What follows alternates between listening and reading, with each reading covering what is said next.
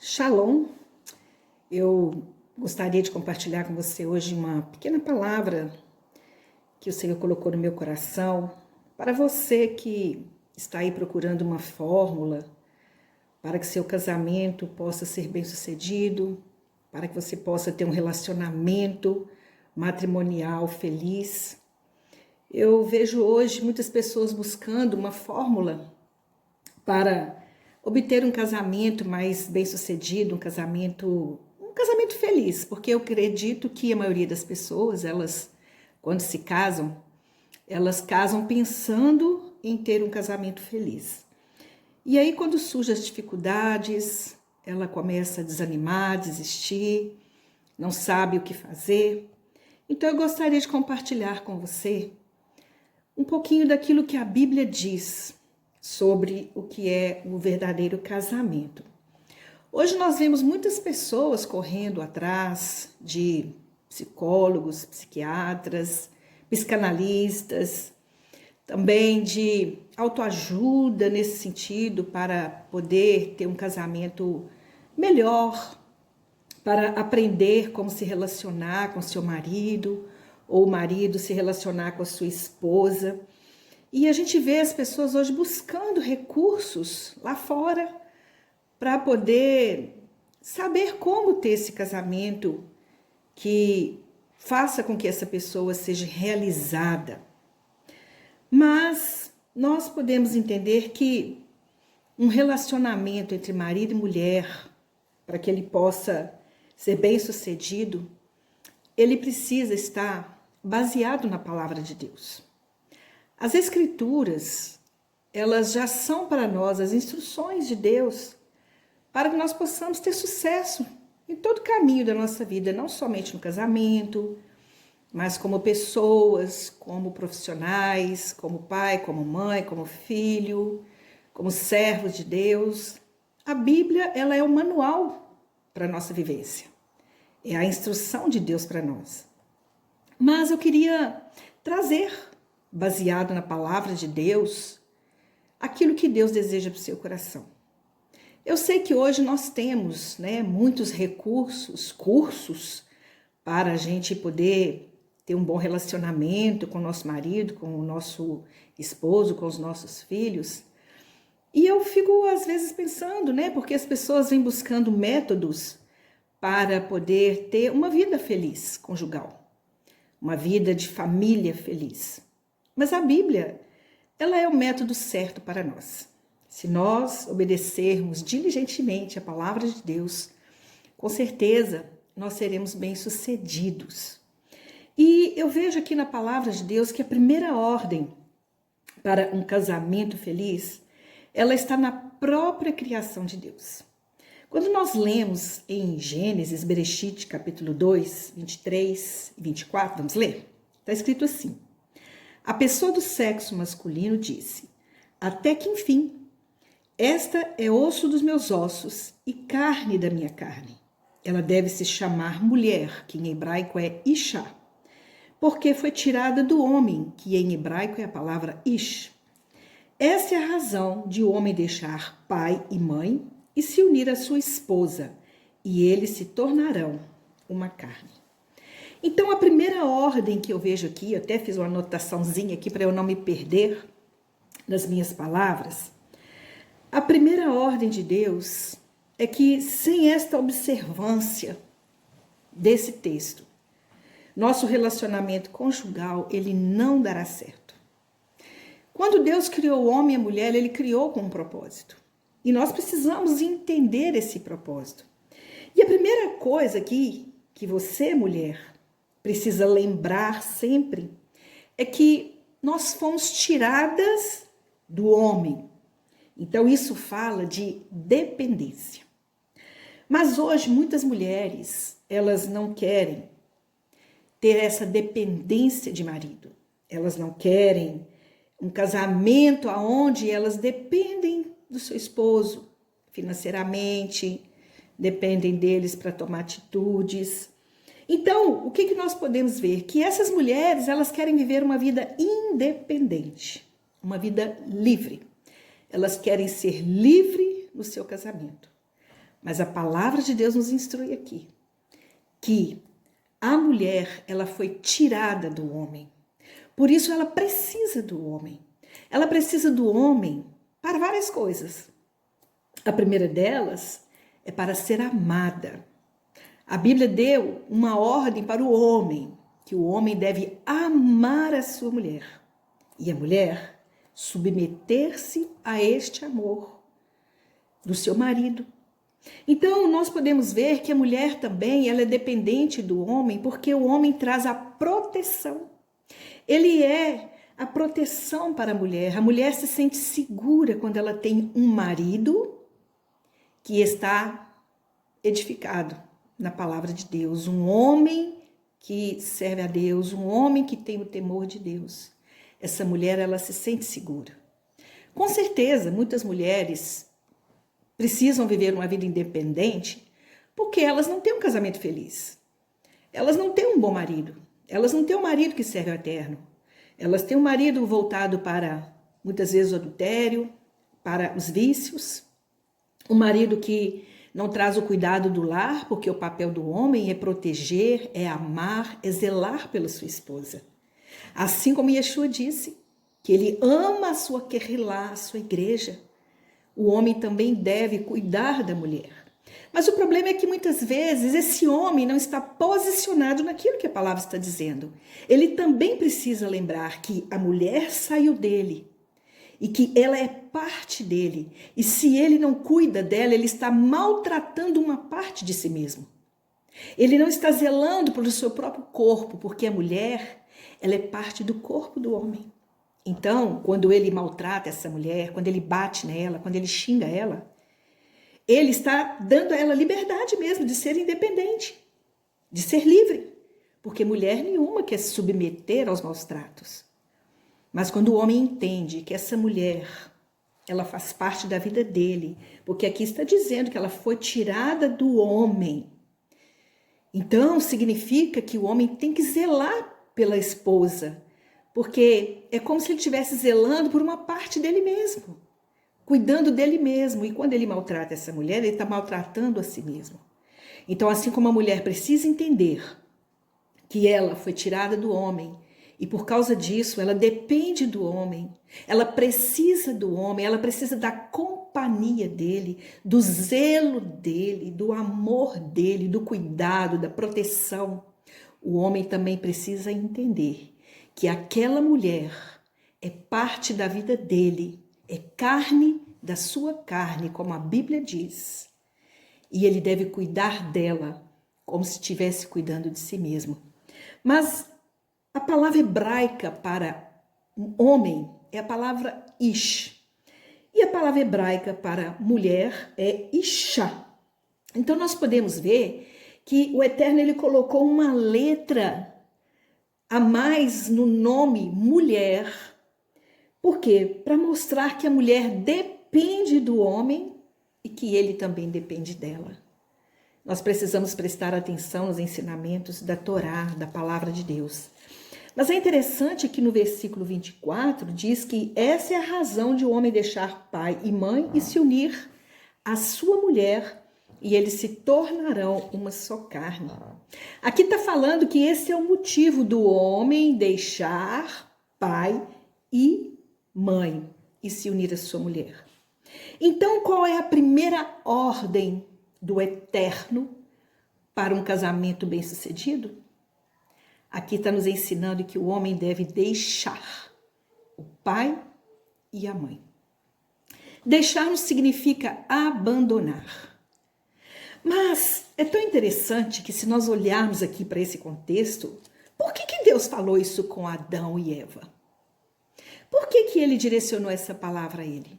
Se nós olharmos para a palavra de Deus, nós vamos perceber que Adão e Eva, ou seja, Adão e Havá, foram os únicos homens que não tiveram pais, que não teve mãe e nem pai. Mas por que o Eterno deixou essa lei para que o casamento pudesse acontecer? Por que o Eterno disse isso para Adão? Você vai deixar pai e mãe? Ele estava direcionando essa palavra simplesmente para Adão? Não. Ele estava direcionando essa palavra para mim e para você. Ele estava deixando essa regra, essa ordenança para a geração futura que viria, para que essa geração entendesse que o homem deve estar sempre ligado, não de forma carnal, mas espiritual, ligada no eterno. O que Deus mais deseja é que nós estejamos ligados nele, porque o casamento, ele é um ato espiritual. Ele é um modelo do nosso relacionamento com o eterno. E quando o eterno criou Adão e Eva, ele criou com um propósito. Deus queria família. Deus queria uma geração de homens que iriam proclamar o reino dele nessa terra, trazer a glória de Deus através desse relacionamento. Mas eles falharam. E por causa do erro deles, Deus trouxe um alerta para eles. Aquele relacionamento que eu queria com vocês, vocês falharam. Mas que a geração que vier de você, eles possam entender que eles precisam deixar pai e mãe para que eles possam cumprir o propósito que eu tenho no relacionamento deles. Para que eles possam entender o meu propósito entre a união entre um homem e uma mulher. Então essa é a primeira ordem de Deus. O casal ele deve deixar o pai e a mãe para poder produzir o seu próprio fruto. É interessante que quando você pega uma semente de abacate, aquele fruto ele foi tirado da árvore. Você come a polpa do abacate, mas aquele caroço, se você plantar ele novamente na terra, ele vai produzir uma nova árvore. Era isso que o Eterno estava dizendo para Adão. Adão, você agora vai ter que produzir o seu próprio fruto. Porque Deus dava a Adão tudo de graça. Deus produzia na vida de Adão. Adão estava ali a serviço de Deus no jardim. Então, o que Deus queria que Adão e Eva tivessem? E que Deus quer que você, como marido, como esposa, tenham suas próprias experiências. Quando o fruto está na árvore, ele vai crescendo, ele vai amadurecendo, chega um momento que ele vai ser tirado para servir de alimento. Mas a terra, ela requer a semente daquele fruto. Todo fruto que nós comemos, o certo seria nós lançarmos a semente na terra novamente para que aquela semente pudesse produzir novos frutos. Então, nós somos também comparados como árvores. Quando os nossos pais nos geraram, nós fomos agora no casamento tirados da árvore. O cordão umbilical foi cortado. E agora nós vamos produzir o nosso próprio fruto, a nossa própria vida. E onde é que vai surgir essa nova vida? Quando há um casamento, quando há um acasalamento. Nós vamos gerar filhos, os nossos filhos também vão produzir seus frutos, vão ter suas próprias experiências. E o que eu quero dizer com isso? Que Deus, Ele quer que cada um de nós, cada casal, cada família, que ela possa produzir a sua própria vida, a sua própria experiência. Mas sabe o que eu vejo hoje? Que muitas pessoas querem ter sucesso no casamento baseado no relacionamento de outros casais. Nossa, mas fulano e ciclano vivem tão bem. Eles se relacionam tão bem. Qual que é a forma que você usa? Qual é a fórmula? Qual é o meio que você usa para o seu casamento ser bem sucedido? Nós não temos que pegar as experiências dos outros. Ou seja, nós podemos olhar para os nossos pais e ver eles como um modelo. Porque o fruto, ele recebe a essência da própria árvore. Mas quantos casamentos não foram bem-sucedidos? Então, se você teve uma dificuldade no casamento dos seus pais, você viu seus pais brigarem, você viu os seus pais se separarem, não pode pegar isso como modelo. Você vai tirar da árvore que são seus pais apenas a essência do que é bom. Mas você vai pegar aquilo que é bom, que é a polpa do seu fruto, e trazer para a sua vida. Mas dentro da sua vida, da sua própria polpa, você vai produzir uma semente. E essa semente, ela vai ter que também testemunhar aquilo que você, como mulher e mãe, assim como você, homem e esposo, produziu na vida dos seus filhos. Então nós temos que entender que nós podemos pegar sim dos nossos pais, mas sabe quando nós pegamos dos nossos pais o modelo para a nossa vida? Quando os nossos pais também produziram a vida deles baseada no que Deus ensinou. Mas eles também falharam. Por isso que Deus quer que nós tenhamos as nossas próprias experiências, que nós possamos produzir os nossos próprios frutos. Deus quer que você produza bons frutos. É interessante que lá no livro de Mateus, capítulo 7, 25, lá diz assim, que todo aquele que ouve estas minhas palavras e as observa, será considerado a um homem prudente que edificou a sua casa na rocha. Então, qual que é a primeira ordem de Deus para nós no casamento, para que nós possamos ter um casamento feliz? A primeira ordem é deixar.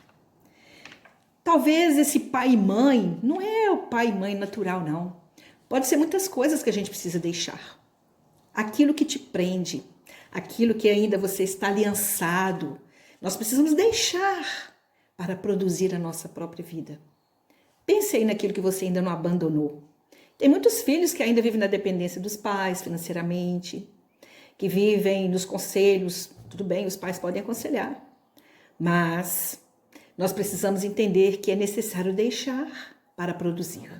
Se você não deixar alguma coisa que está te prendendo hoje, talvez seja a cachaça, deixar os vícios, deixar o adultério, talvez você precisa deixar o apego ao trabalho, talvez você precisa deixar as suas manias, esse caráter, esse temperamento, para que você possa produzir o seu próprio fruto de um relacionamento perfeito e se tornar os dois uma só carne.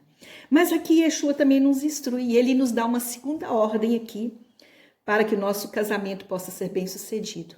E a segunda ordem é construir a casa sobre a rocha. O casamento, ele é um desafio, porque é por isso que a palavra de Deus nos instrui aqui. Porque ele está dizendo assim, para que a casa não caia. Então, o segredo da construção sobre a rocha se chama prudência. Ele diz aqui, todo aquele que ouve estas minhas palavras e as observa será comparado a um homem prudente. Prudência. O que é prudência? É o que eu estou dizendo. Nós temos um casamento, mas o casamento ele passa por altos e baixos. É um grande desafio e é por isso que o casal, eles precisam ter prudência, ou seja, eles precisam estar precavidos para as dificuldades que vão surgir, para as tempestades que vão vir, para os ventos que vão assoprar nas suas vidas. A nossa casa tem que estar edificada na rocha. Muitos estão pensando que o casamento é apenas um mar de rosas.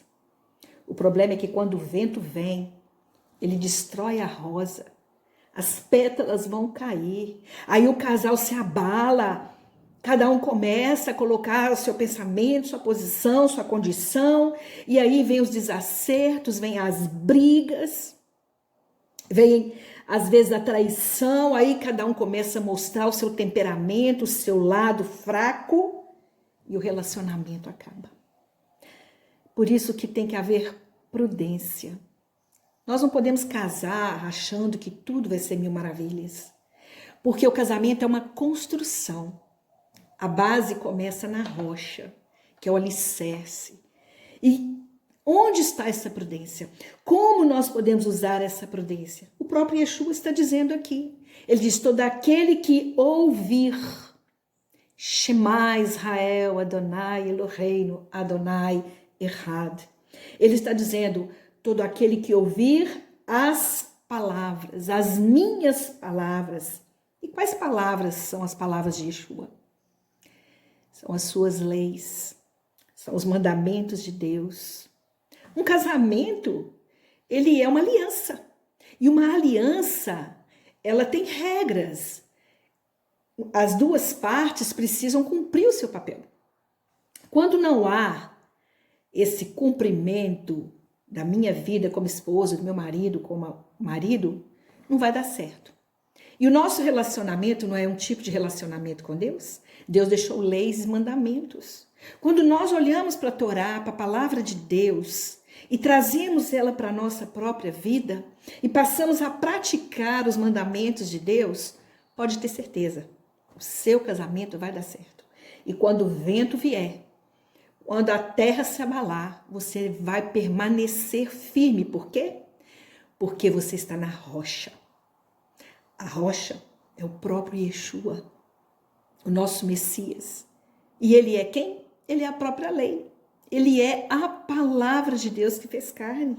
Ele veio nos ensinar o caminho que nós devemos seguir. Ele veio nos mostrar como nós devemos nos proceder. Se o Senhor te dá as instruções e você permanece dessas instruções, não tem vento que vai derrubar a sua casa.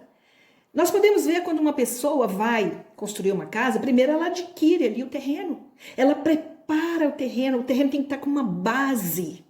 Depois ela fura a fundação, que é o alicerce. Ali coloca brita, coloca pedra, muito cimento. E o que acontece? A base está firme. E as paredes que vão sendo construídas, elas vão ser construídas em segurança. Por isso que Yeshua disse isso. Se vocês querem precaver para que a casa de vocês, o casamento de vocês não acabe, para que o seu lar não desmorone, construa a sua vida com prudência. Sabe, muitas vezes nós avançamos muito no nosso casamento, nós gastamos o dinheiro que não temos, aí vem as dificuldades. Nós não alimentamos como deveríamos, aí vem as enfermidades. Nós não oramos, nós não lemos a palavra para fortificar o nosso espírito. Como que nós queremos ter um casamento fortalecido se nós temos a base, que é a instrução, mas não usufruímos dela? Deixamos penetrar na nossa vida o que não é bom? Então a segunda instrução aqui para nós é que nós devemos construir a nossa casa com prudência. Seja prudente nas suas decisões. Seja prudente nas suas atitudes. Cuidado com o que você fala com seu marido. Cuidado como você trata a sua esposa. Cuidado como você age com seus filhos. Prudência. Olhe como você está trabalhando, como você está agindo, como você está servindo a Deus. Prudência. Seja precavido com aquilo que pode vir a acontecer. A Bíblia fala que nós devemos orar e vigiar. Se você não vigia a sua vida, a sua casa, ela pode uma hora enfrentar uma tempestade muito grande. Por quê? Porque as portas estão abertas. E que portas são essas? A porta da imprudência. Então este é o segundo conselho para um casamento feliz. Mas existe aqui também uma terceira ordem de Yeshua para nós, que é edificar as colunas. Isso está lá escrito em Provérbios, capítulo 9, que diz assim: a sabedoria construiu sua casa, esculpiu as suas 7 colunas. O cachorrinho começou a latir. Ele é uma bênção, gente. Mas ele está guardando a casa, sabe? Tudo que passa aí fora da minha casa, ele late. Se ele vê um cachorro, ele late. Se ele vê qualquer movimento, ele late. Mas aí a gente sabe que quando ele late, alguma coisa diferente está acontecendo. Então, ouça aqui as palavras, esqueça o barulhinho do cachorrinho. Então, queridos, o que nós podemos ver? Que a sabedoria construiu sua casa, esculpiu suas 7 colunas. Para que serve as colunas? Com certeza que é para sustentar as paredes. Nós fazemos vigas para sustentar o teto, sustentar as portas. Então, nós precisamos de paredes também na nossa casa. Mas para que as paredes fiquem firmes, é preciso ter as colunas. Então, nós temos que entender que a nossa casa, para ela ser edificada, nós precisamos levantar estas colunas. Nós precisamos edificar essas colunas. E o que nós podemos ver aqui? Que essas paredes, elas são colocadas para que não haja a intromissão do mal. Porque as paredes, elas servem para separar o mundo lá de fora. Quando você faz uma parede de vidro, você vê tudo que está acontecendo lá. Mas a gente tem as janelas são para observarmos o mal que está lá fora. Mas quando nós observamos o mal, nós fechamos as janelas, nós fechamos as portas, né? Então Deus quer que você construa colunas para edificar as paredes, porque as paredes é que vão te dar liberdade dentro do seu lar. Imagine que nós tivéssemos apenas as colunas e tudo aberto. Tudo que as pessoas, que nós fizermos dentro da nossa casa, as pessoas vão passar e vão estar vendo. As pessoas vão observar tudo que está acontecendo na nossa casa. E nós precisamos ter cuidado com isso. Cuidado com os olhos lá de fora sobre a sua casa. Cuidado com as vozes que vêm lá de fora e que estão aí falando na sua vida. Sabe? Cuidado com aquele conselho mundano. Coloque paredes. Construa as colunas. E cerque a sua casa com paredes. Isso é um conselho do Senhor. E aqui está escrito que a sabedoria construiu a sua casa. É interessante que a sabedoria na Bíblia é considerada a uma pessoa. E quem é essa pessoa? Yeshua. Ele é a própria sabedoria de Deus revelada a nós. É tão maravilhoso porque lá no livro de Isaías, capítulo 11, lá fala dessas 7 colunas. Se você trouxer Yeshua, que é a coluna principal de Deus, e Yeshua é como se fosse a vértebra certa de Deus, é em Yeshua que a nossa vida está alinhada com o eterno. Por isso que a menorá ela é construída assim, mas no meio há uma haste principal. E essa haste é aquela que nos aproxima do eterno. É ela que nos liga ao eterno, e Yeshua veio com esse propósito para edificar as nossas casas, para ser a base da construção do nosso lar. E aqui nós podemos ver que ele, sendo a própria sabedoria, ele diz: vocês precisam de sabedoria, e dessa sabedoria nós produzimos entendimento, nós produzimos o conselho, o poder, o conhecimento, o temor do Senhor, e sabe o que mais? O próprio Espírito Santo, o Ruach HaKodesh, que é o poder de Deus manifestado em nossas vidas. E Yeshua disse isso: o Consolador virá. É nele que vocês têm que se apegar. Apeguem-se nesse Consolador, nesse que vai direcionar vocês, que vai ensinar a vocês a ter uma vida melhor. Mas nós muitas vezes não buscamos essas colunas na nossa vida, agimos com imprudência, sem sabedoria. Muitas vezes não buscamos o entendimento, o conhecimento, o poder, o temor e o próprio Espírito Santo em nossas vidas. Se nós queremos um casamento feliz, é necessário edificar essas colunas. E essas colunas, elas estão sobre nossas vidas também. Quando o Espírito Santo foi derramado sobre nós, Deus derramou sobre nós o seu poder, o temor. Quando um casal, eles agem dessa maneira, buscando agir com sabedoria, buscando o entendimento, buscando o conhecimento, buscando o conselho de Deus, recebendo poder, sabe? Vivendo com temor, o Espírito Santo vai vir e nós seremos guardados em Deus. Nós estaremos guardados no coração de Deus. Já pensou? Nós estamos guardados dentro do coração de Deus.